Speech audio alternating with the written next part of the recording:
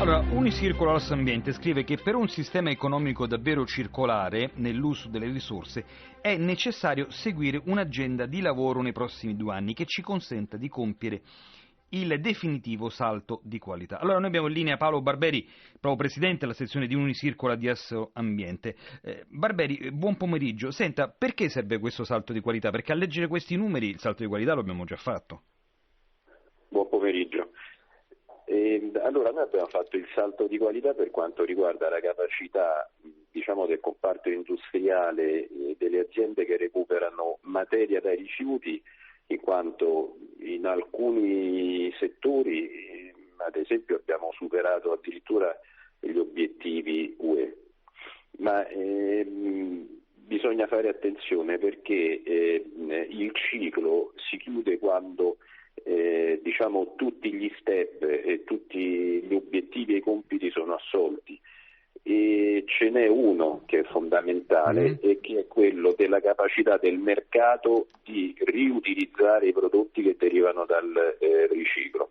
Dico capacità, ma intendo una capacità in parte economica, ma soprattutto come volontà e come apertura e come abbattimento, diciamo, del muro della diffidenza che spesso ancora c'è nei confronti dei prodotti che derivano dal riciclo dei rifiuti. Eh sì, perché se poi non li riutilizziamo, non li ricicliamo o riutilizziamo, i prodotti riciclati non servono a ben poco, no?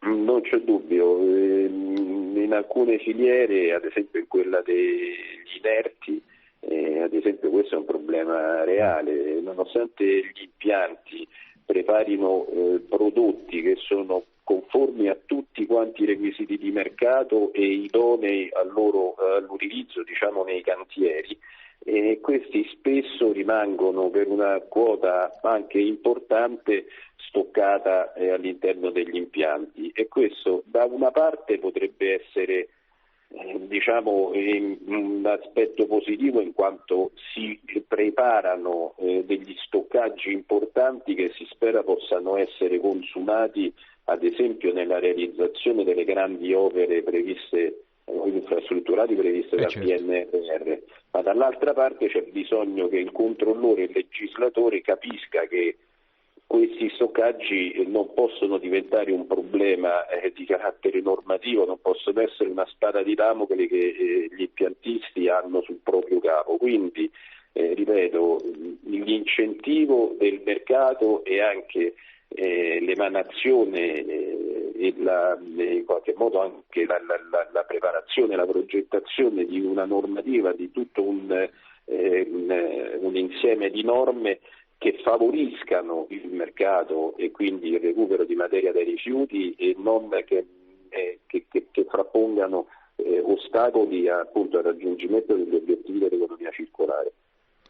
Senta, allora, per quanto riguarda sempre, mi sembra che voi abbiate enunciato 10 priorità.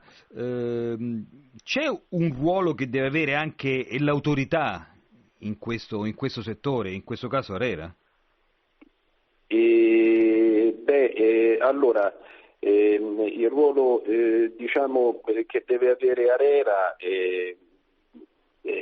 secondo noi è imprescindibile ed è indispensabile che ci sia una chiarezza e una condivisione delle regole che vengono applicate appunto dalle varie amministrazioni pubbliche. Quindi è necessario che ci sia un confronto costante e che non ci sia non bisogna rischiare di arrivare al muro contro muro tra le aziende private che gestiscono o le aziende, diciamo, o le municipalizzate che gestiscono il servizio di raccolta e appunto le pubbliche amministrazioni.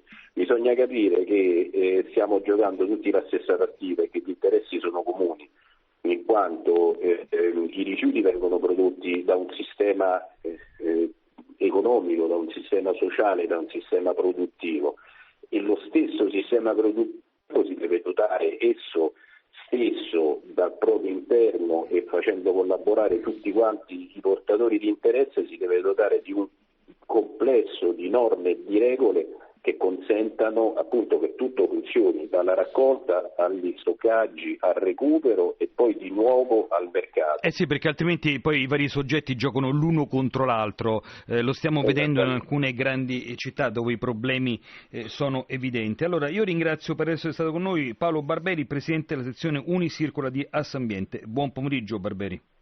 Buon pomeriggio, grazie.